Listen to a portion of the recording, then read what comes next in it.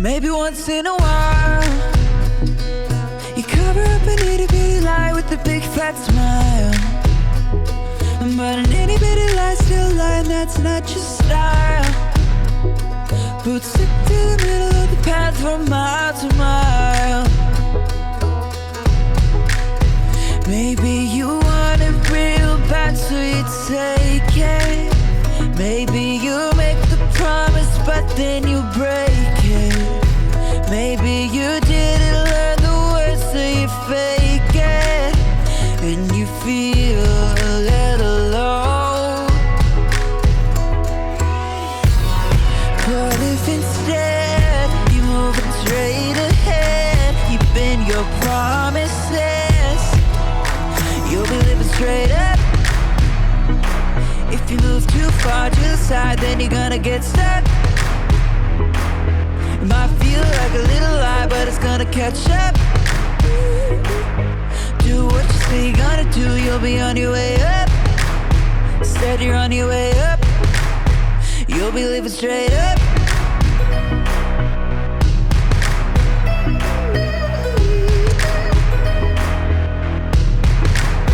Maybe you've got a crew, and you said we're gonna do the good things that good friends do. And everybody's still a good friend who sticks like glue. Cause everybody did what they said and everybody was true. Maybe you wanted it but you didn't take it. Maybe you promised and then you didn't break it. Maybe you learned the words so you didn't fake it. And now everybody knows. But if instead you move it straight ahead, you bend your promises, you'll be living straight up. If you move too far to the side, then you're gonna get stuck. It might feel like a little lie, but it's gonna catch up. Do what you say you're gonna do, you'll be on your way up. Instead you're on your way up, you'll be living straight up. If you move too far to the side, then you're gonna get stuck. It might feel like a little lie, but it's gonna catch up. Do what you say you're gonna do, you'll be on your way up. Instead you're on your way up. You can choose to be true, not just to everybody else, but true to you. You can choose to be true, not just to everybody else, but true to you. True to you.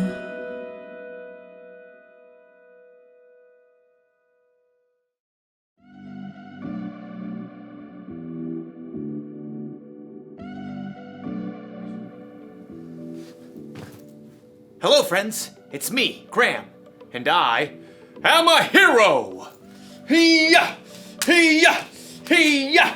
Hee-yah! Uh-oh. Well, okay, I'm not a real hero, but I'm pretending to be one. It's fun to be a hero because heroes have integrity. Integrity is choosing to be truthful in whatever you say and do. And heroes, above everything else, are truthful. Of course, it's also fun to pretend to be the villain. Now you will know the power of the bucket. For I, Buckethead, am your second cousin once removed.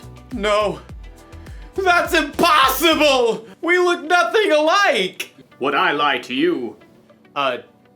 Yeah, probably. You're right, I probably would.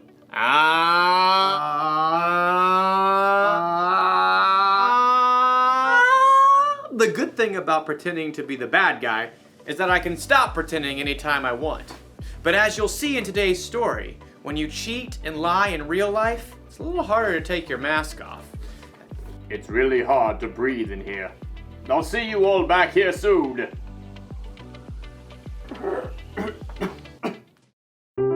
The Bible. It's 66 books of history, Stories, letters, and poetry that fit together to form God's one big story. The epic adventure of how He created us and loves us so much that He made a way to rescue us. As we travel through the Bible, from Genesis to Revelation, we discover people who met God and found their lives changed forever.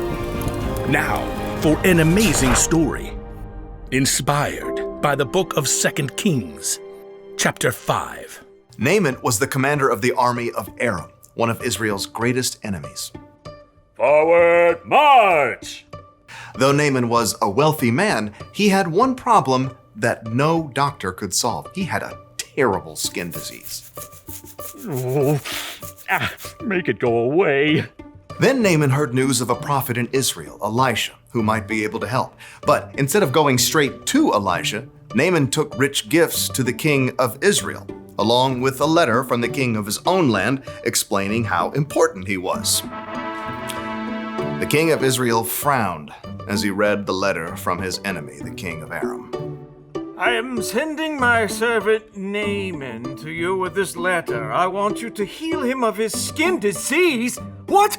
No! I'm not God. Your king is trying to pick a fight with me. But I just Not want... listening. La, la, la, la, la.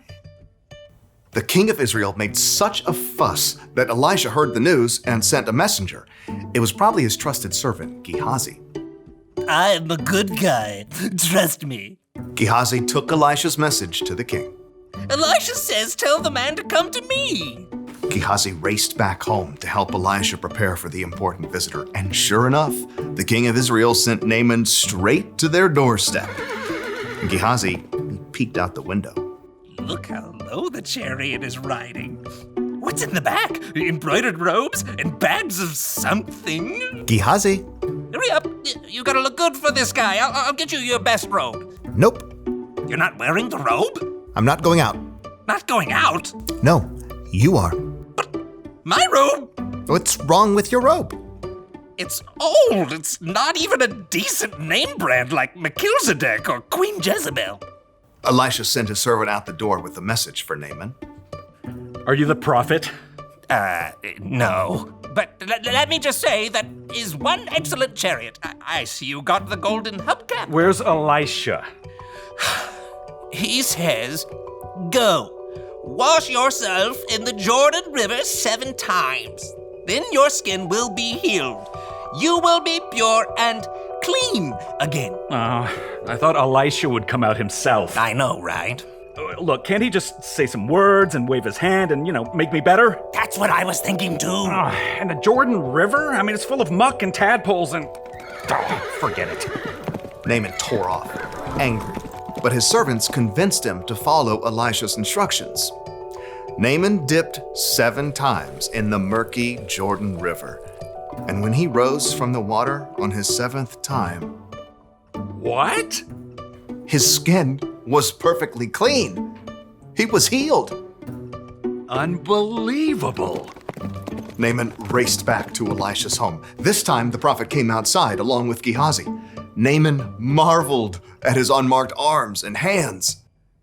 Now I know that there is no God anywhere except in Israel. Please take a gift from me.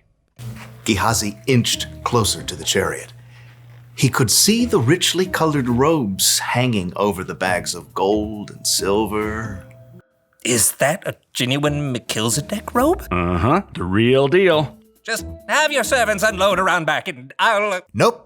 I serve the Lord. You can be sure that he lives. And you can be just as sure that I won't accept a gift from you. What? Please, I'm begging you. He's begging you, Elisha. But Elisha still refused to take a single coin from Naaman and send him away in peace. Elisha went back inside, leaving Gehazi speechless on the doorstep. What? No. Seriously? Gehazi could still see the dust kicked up by the horse's hooves. Elijah should have taken something. If he didn't want it, he could have just given it to me. With that, Gehazi took off running down the road. His arms pumped and his sandals flapped as he crested the hill and came up alongside the chariot. Naaman pulled it to a halt. Is everything all right? It's fine. Fine. Master sent me to say that 2 young prophets have come to visit. Yeah, that's it. Please give them 75 pounds of silver and 2 sets of clothes. Oh, of course. Take twice as much. Naaman's servants carried the heavy bags of silver and clothing back up the road, but as they approached Elisha's house... Hey, thanks. I got it from here. Straining beneath the weight of his heavy load, Gehazi snuck inside and stashed the clothing and silver in his room. Then he hurried back out and strolled through the front door.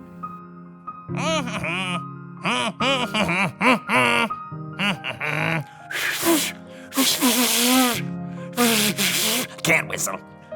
Elisha studied him with sharp eyes. Where have you been? Oh, me? I didn't go anywhere. Didn't my spirit go with you? I know Naaman greeted you. I know you took money and clothes. I was just being nice to the horses, making their load lighter. You and your family after you will have Naaman's skin disease. Then I can't wear my new robes. Sure enough, Gehazi's skin was soon covered with sores, just like Naaman's was. Gehazi's lie had won him some new clothes, but it had cost him Elisha's trust and a full and healthy life.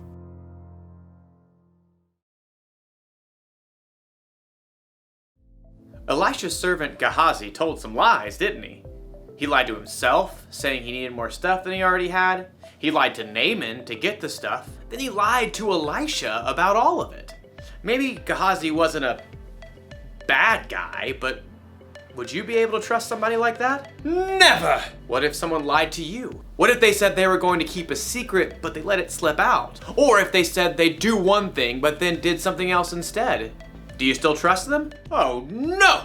It's harder to trust people after they've let you down, right? Correct! It works the same way when we're the ones who tell the lie or don't do what we say we'll do. It can make us come across as the villain. So here's the one very important thing to remember. When you're not truthful, you lose trust. When you are truthful, you're the hero! And if you need even more evidence that being truthful is the way to go, look to Jesus. He always did exactly what he said he would do. He can be trusted no matter what. That's what I want to be. What do you say, Buckethead? Will you turn from your villainous ways? Do I get to keep the bucket? Sure. It's a deal! Great! Go be heroes, everyone. Bye! Hey, Buckethead, how do you feel about tacos?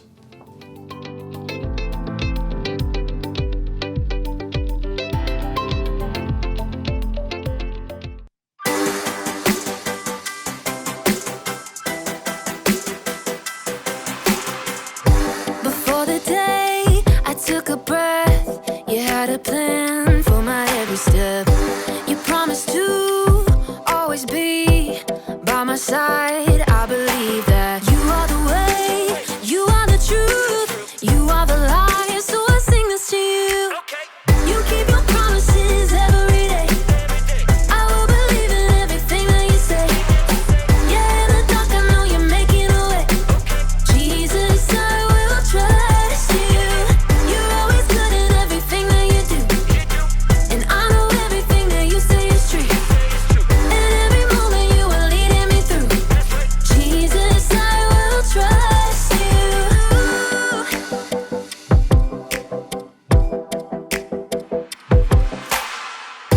I wanna be honest and true and do what's right.